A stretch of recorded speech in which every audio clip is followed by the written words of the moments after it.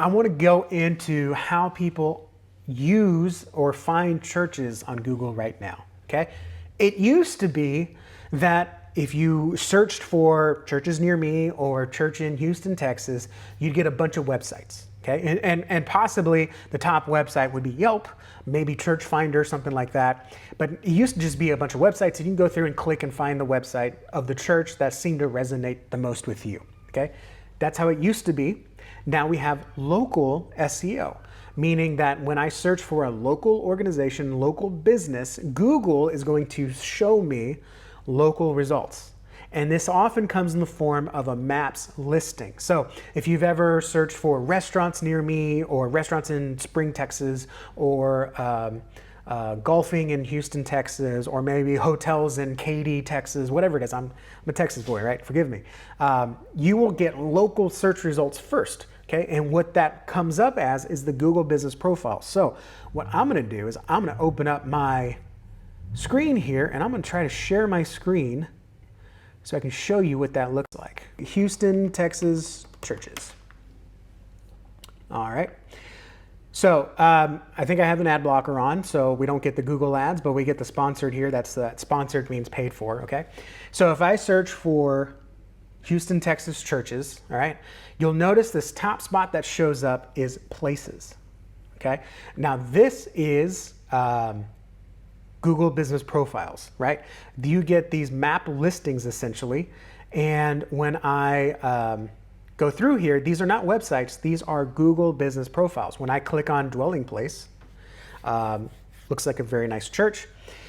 When I click on Dwelling Place, I can see their address, I can see their hours, I can see their phone number, and I can see reviews, okay? I could choose a church that I want to visit on Sunday just through this Google Business Profile, okay? If I look at Fallbrook Church, I guess it doesn't know where I'm in Houston, so it's giving me a whole bunch of different churches in the area. I can see the address, I can see when they're open, I can see the phone number, I can see questions and answers. Some of us don't even have questions and answers on our websites. And I can see reviews, okay?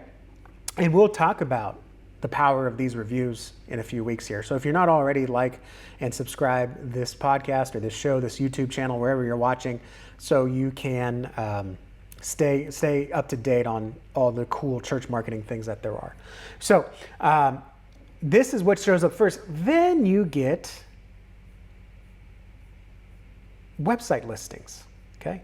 And what's funny is like some of these websites aren't even like oh, okay, I see. It's a hotel thing. It's a hotel website, but it's listing the 15 best churches in Houston. Okay.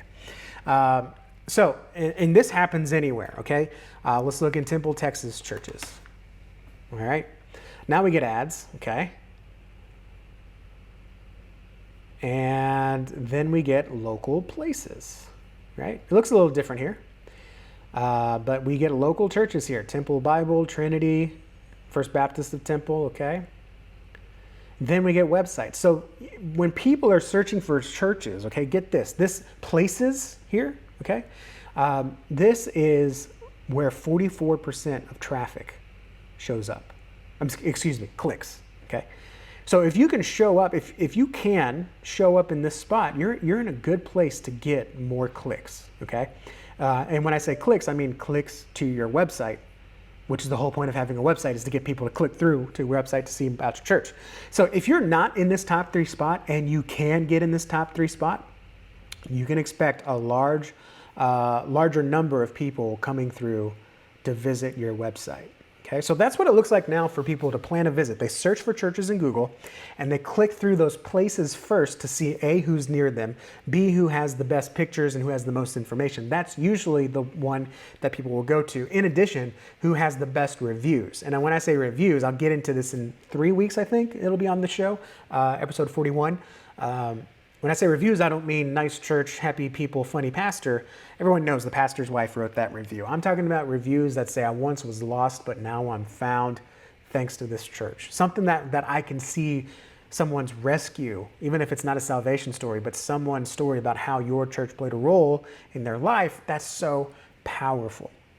Okay, so those local places are Google Business Profiles. So you can go to google.com/business. You can claim your profile. If you don't want to go through all that, we claim it for you. And in that, you can have access to update that local listing. Now, if you Google your church, in fact, go ahead and Google your church right now. If you've never heard of Google Business Profiles, pause this episode and go Google your church. What you'll see is you probably already have a Google Business Profile, even though you've never done anything about it. Now, the reason for that is because Google is all-knowing, all-masterful with robots everywhere. They are constantly crawling the internet, and if they see a local business or local organization, they will automatically create a Google Business Profile for you and do their best by scanning your website to get the information, your phone number, your address, blah, blah, blah. Okay, they will do their best to set that up automatically. So if you look on Google and you're like, hey, I have a business profile here, I've never set that up, that's because Google did it for you automatically. The important thing is you claim that, because in the future, if you change your address, you change your phone number, that Google Business Profile may not update itself, and it's going to become even more difficult for you to claim down the road. When you claim your Google Business Profile, okay, just Google your church. In that Google Business listing that shows up, if you don't see it, you may have to go into the Maps section of Google.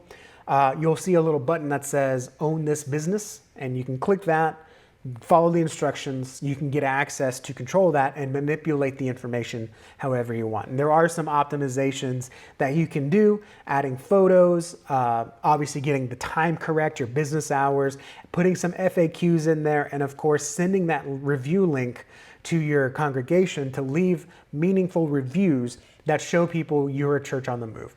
So again, we can get an entire overview of what your church is about just through Google. We don't even need your website anymore. This is what I mean when I say Google is the front door of your church, no longer your website.